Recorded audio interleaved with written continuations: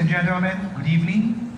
As we conclude this event, I would like to extend our deepest appreciation to our partners, the MMDA, of course, and DSUD, Federal Land, for making this launching of the Green Green Green project possible. Bagong Pilipinas represents our shared dream of a better, more sustainable and self-reliant Philippines. It is a call to action for every Filipino to embrace environmental sustainability. And with President Marcos' Build Better More program, we are committed to revitalizing and strengthening our efforts towards a greener Philippines.